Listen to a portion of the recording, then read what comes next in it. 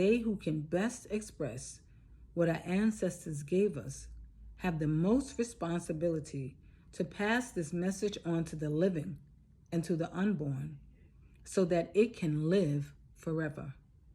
The spiritual connectedness with our ancestors requires us to be good listeners to the lessons they teach, to observe the world around us, and to articulate the essence of their message. Creating art is a ritual that is designed to connect the African artist to a higher force. This vital force, the Creator, gives us the power and ability to work with and interpret the messages that we receive from the ancestors. These messages come in the form of patterns, rhythms, ciphers, symbols, shapes, and many colors.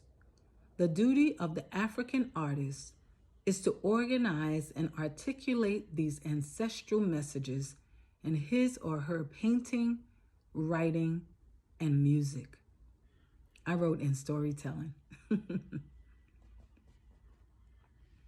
We believe that the Black writer and artist must awaken, especially in his or her Black viewers, a sense of awe, wonder, and participation in the beautiful mystery of Black life and its struggle to survive.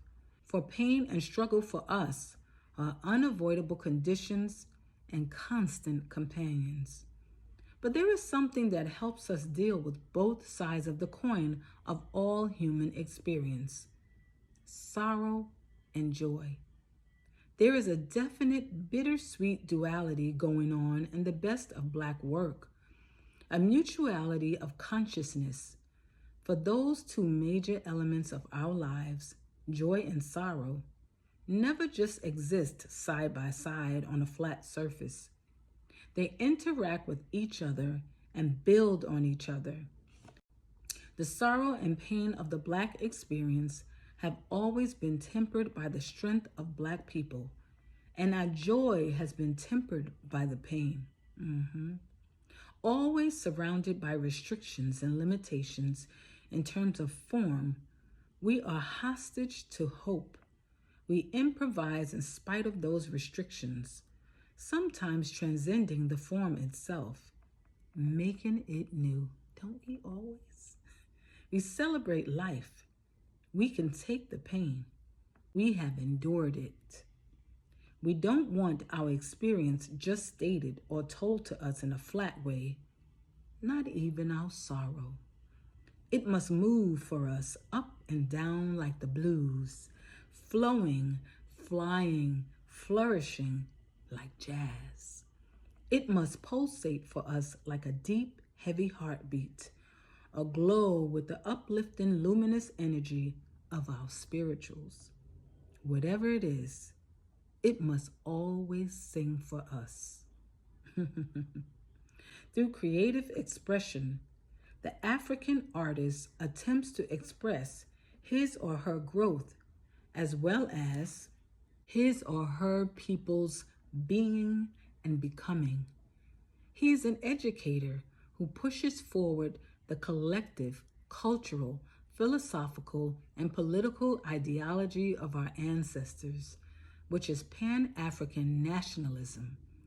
Finally, African artists articulate the message of the ancestors with an African motif and tell the story of stories, the greatness of African people, in order to resurrect the truth we once had in ourselves, in our own image.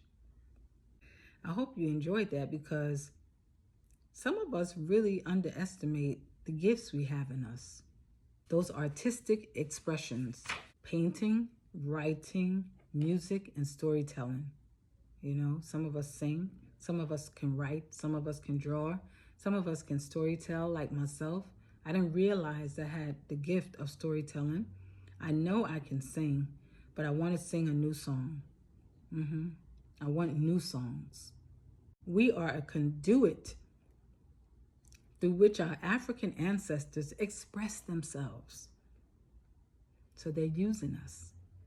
but we must make ourselves available to them to be used. That's that push. That's something that we must fight for every day. There's always something that's trying to rip that part of us out, that's trying to destroy that. Remember, that was already done to us. But we got to fight to get back to the shore. You know what I mean? Like when the water, the waves are fighting against you, trying to get over that wave, and it keeps pulling you back. But we can't give up. One day, the tide is going to turn and it's going to bring us back to shore. Just keep fighting. Let's do it. Never give up.